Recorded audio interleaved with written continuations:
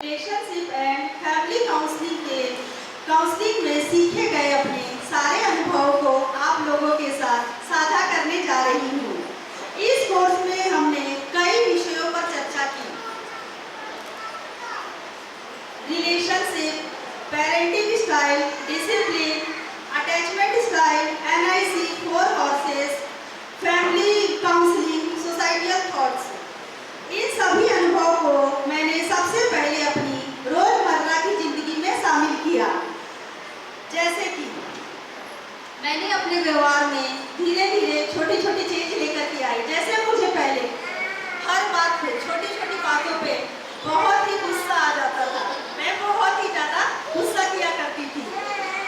Husband को call करती, अगर वो मेरा कॉल नहीं उठाते तो मुझे इस बात पे भी बहुत गुस्सा आ जाता था।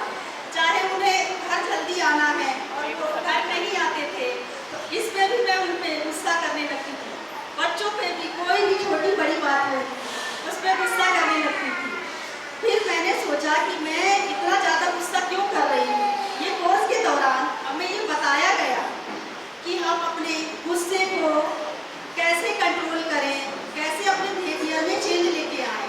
तो फिर मैंने छोटी छोटी चेंज लाना शुरू किया अपने अंदर से मैंने नेगेटिविटी को खत्म किया और पॉजिटिव थॉट्स लाने लगी मैं अपने अंदर। जैसे हस्बैंड अगर घर जल्दी नहीं आ रहे हैं, वो देरी कर रहे हैं, तो पहले मैं सोचती थी कि वो मुझे इग्नोर कर रहे हैं, वो मेरे ऊपर ध्यान नहीं दे रहे हैं। लेकिन फिर मैंने बाद में अपने अंदर जब चेंज लेके आई तो मैंने ये सोचा कि हस्बैंड मुझे इग्नोर नहीं कर रहे हैं, वो किसी काम में बिजी हैं, इसीलिए वो मेरा कॉल नहीं उठा रहे हैं, वो मुझे कोई रिस्पॉन्स नहीं दे रहे हैं। ये सब मैं ये प्रोजेक्ट फ्लावर जो रिलेशनशिप काउंसलिंग कोर्स है इसके दौरान ही सीखा। फिर मैंने इसे अपने बच्चों पे अप्लाई किया डिसिप्लिन के रूप में। मेरी बेटी है 12 साल की, वो टीवी बहुत ज़्यादा ही देखती थी। खाना खाते समय भी टीवी देखेगी, खाना क्या वो कुछ स्नैक्स वगैरह भी खाए तो भी वो टीवी देखते ही खाती थी। फिर ये पहले भी मैंने ऑब्जर्व किया लेकिन मैंने ध्यान नहीं दिया इस बात पे। फिर मैंने उसके लिए थोड़े छोटे छोटे रूल और रेगुलेशन बनाए। पहले तो उसने उस रूल को फॉलो करने में काफ़ी प्रॉब्लम क्रिएट किया। फिर बाद में वो मेरी बातों को धीरे धीरे मानने लगी, मेरे रूल्स को मानने लगी। मैंने उससे कहा कि अगर आप टीवी देखोगी तो खाना नहीं खाओगी, खाना खाओगी तो टीवी नहीं देखोगी। तो उसने पहले प्रॉब्लम क्रिएट किया लेकिन बाद में वो मेरी बातें मानने लगी। अब वो डाइनिंग टेबल पर बैठ के ही खाना खाती है और टीवी देखते समय खाना नहीं खाती है। उसमें ये चेंज और बदलाव नजर आया मुझे। ये सब मेरे खुद के एक्सपीरियंस है। जब बच्चे छोटे होते हैं तो हम वो फोन चलाते हैं तो हमें एज अ पेरेंट्स बहुत अच्छा लगता है, लेकिन जब वही बच्चे बड़े हो जाते हैं और फोन देखते हैं तो हमें बहुत गुस्सा आता है और खराब लगता है। हम ये सोचते हैं कि ये कितना फोन देख रहा है, ये पढ़ाई अच्छे से नहीं कर रहा है, इसका स्कूल में परफॉर्मेंस अच्छा नहीं है। हमारे मन में ये सारी सोच आती है, पर हम ये नहीं सोचते हैं एज अ पेरेंट्स कि बच्चा जो ये फोन देख रहा है ये बच्चे की गलती है कि पेरेंट्स की गलती है। फोन तो हम ही ने बच्चे के हाथ में पकड़ाया ना, तभी तो वो फोन देख रहा है। उसकी तो ये आदत बचपन से ही है, हर चीज फोन में ही करना। ये तो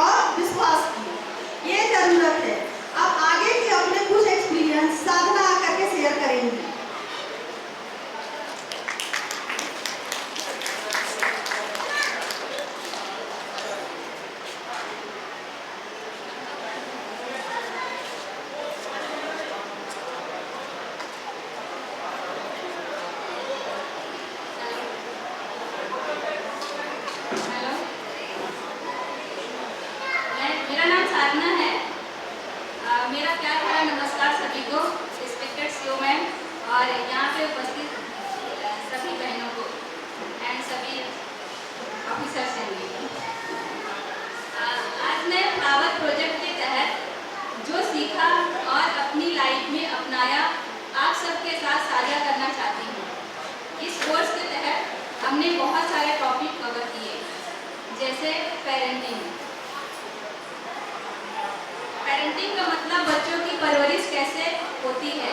एग्जाम्पल, अगर माता पिता प्यार और नियम दोनों से बच्चों को पालते हैं तो बच्चा अच्छा इंसान बनता है। जैसे बच्चे को डांटने के बजाय समझाकर सिखाएं तो बच्चा अच्छे से सीखता है। नंबर 2, रिलेशनशिप मतलब दो लोगों का जुड़ाव, जैसे पति पत्नी, माता पिता, दोस्त, माता पिता और बच्चे। अगर दोस्त एक दूसरे को सुनते हैं और मदद करते हैं तो रिश्ता मजबूत बनता है। नंबर 3 टॉपिक है निगेटिव इंटरेक्शन साइकिल। बार बार होने वाला झगड़ा या गलत बातचीत का चक्र निगेटिव इंटरेक्शन साइकिल में आता है। कभी कभी हम बार बार गुस्से से या चुप रहकर झगड़ा करते हैं, ये निगेटिव इंटरेक्शन है। एग्जाम्पल, पति पत्नी से गुस्से में बोलता है, पत्नी जवाब में चुप हो जाती है, इससे दूरी बढ़ती है। 4 हॉर्समैन, 4 नकारात्मक आदतें जो मैं आप लोगों को बताती हूँ, जो हम सब मिलकर करते हैं। क्रिटिसिज्म, आलोचना, तुम हमेशा गलत करते हो। इसके स्थान पे अगर हम लोग दूसरे को ब्लेम ना करके तुम हमेशा गलत करते हो, इस चीज को हम ऐसे बोलेंगे।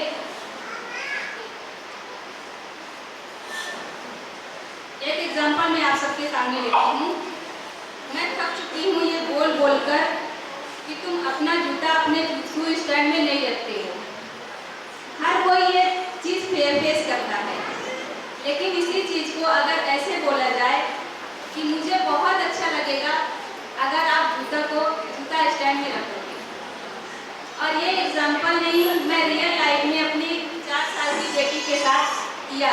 स्कूल से आती है, जिस दिन मैंने क्लास में सीखा उसी दिन स्कूल से लेके आई और उसके मैंने बोला कि बेटा अगर शूज को शू स्टैंड में रख दोगे तो बहुत अच्छा लगेगा। उसने सुना ही नहीं। मैंने 3 बार 4 बार बोला, फिर उसको सुना, उसको समझ में कुछ बोल नहीं होगा, ये लेके गई और रखा। अगले दिन मैंने फिर बोला, रख दिया। तीसरे दिन क्या हुआ, मुझे बोलना ही नहीं पड़ा। स्कूल से आया, शूज उतारी और खुद लेके स्टैंड में दौड़ के गई, रख दिया। जैसे मैंने इसको देखा कि दौड़ के जा रही है, मैंने इसको और अप्रिशिएट कर दिया। मुझे बहुत खुशी हो रही है कि कोई जूता लेके जा रहा है रखने के लिए। ये वहाँ से हंसते हुए आई। तो मैं चाहती हूँ कि आप लोग अगर मैं के स्थान पे इस तरह के वर्ड यूज़ करोगे कि मुझे बहुत अच्छा लगेगा, आप ऐसा काम करो। अगर हस्बैंड ड्यूटी से आ रहे हैं तो सबको गुस्सा आता है कि मैंने बोला था इस टाइम पे आना, लेकिन थोड़ा सा लेट हो गया, आधे घंटे या 1 घंटे, तो सबको गुस्सा आता है आज आप लेट क्यों आए। तो आप ऐसे बोल सकते हो कि मैं चाहती हूँ कि आप बच्चे टाइम पे घर आए, तो उनको भी अच्छा लगेगा और वो कोशिश करेंगे टाइम पे आने के लिए। निगेटिव एनफोर्समेंट का अदर टॉपिक है डिफेंसिवनेस। गलती मेरी नहीं तुम्हारी है। हर कोई अपना डिफेंस करता है कि मेरी गलती नहीं, सामने वाले की गलती है। चाहे वो पति पत्नी की हो या बच्चे की हो या अपने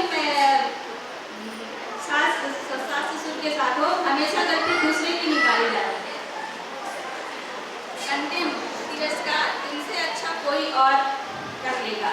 जैसे हम बच्चे के साथ ही अपने बच्चे को होमवर्क करा रहे हैं, 1 बार करा रहे हैं, 2 बार करा रहे हैं, वो नहीं कर पाता है, तो हम हमेशा दूसरे के साथ कंपेयर करते हैं कि तुमसे अच्छा तो उसका लड़का है, वो तो कर लेता है। तो कभी भी कंपेयर नहीं करना है, हमें उसे प्यार से समझाना है। अगर हम समझा के करवाएंगे तो पक्का करेगा ही करेगा। और ये फ्लावर प्रोजेक्ट के तहत हम लोगों ने अपने बच्चे के साथ किया। ये ज़रूर काम आता है।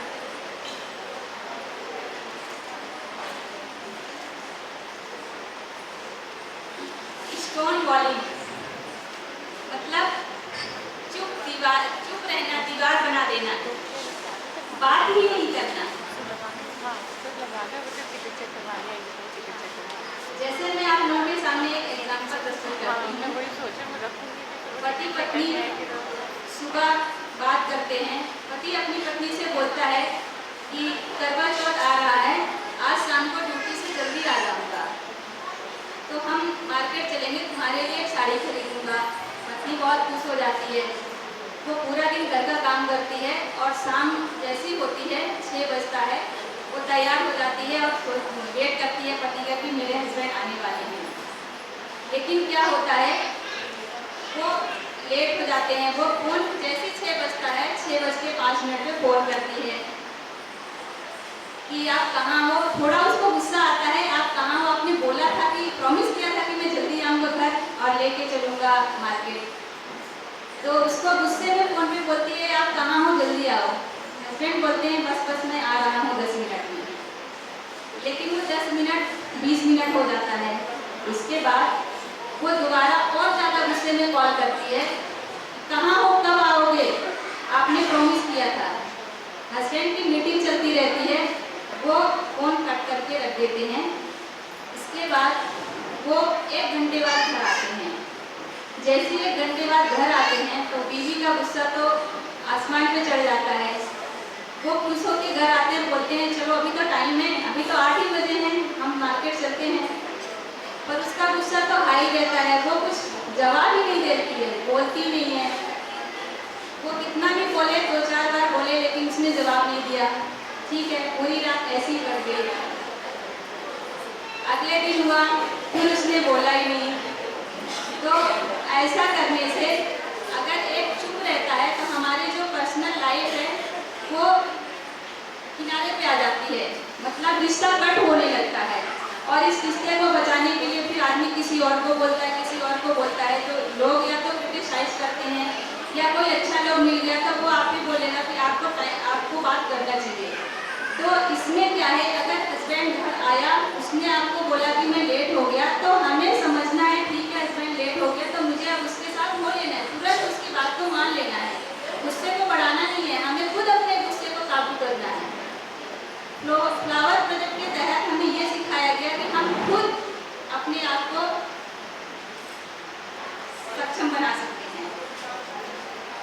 एक टॉपिक है सुसाइड।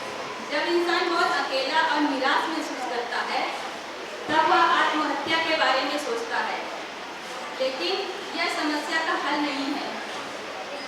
जरूरी है कि जैसे समय में किसी अपने से बात करें, जो भी आपका नज़दीकी है उसके साथ बात करना चाहिए, अपनी मन की बात कहना चाहिए, यह मदद मांगे।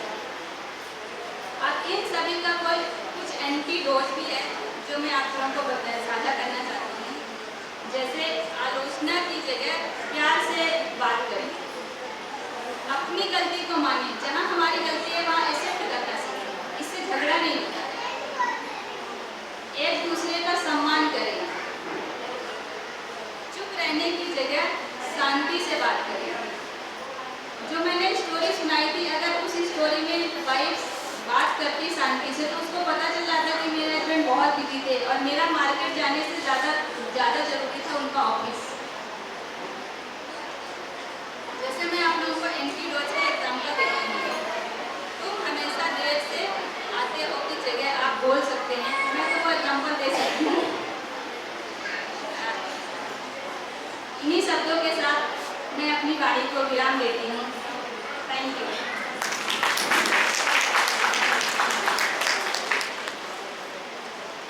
अंत में मैं बस इतना ही कहूँगी कि बीटीसी के माध्यम से जो आप लोगों के लिए कोर्स दिए जाते हैं उनमें आप बढ़ चढ़ के अपना नाम दीजिए, पार्टिसिपेट कीजिए, क्योंकि ये जो कोर्स है ये हमारे लिए फायदेमंद ही है, कोई नुकसान नहीं करेगा ये कोर्स हमारे लिए। जैसे हमने ये फ्लावर प्रोजेक्ट कोर्स किया तो हम अपने अनुभव को आप लोगों के साथ कैसे साझा कर रहे हैं। मैं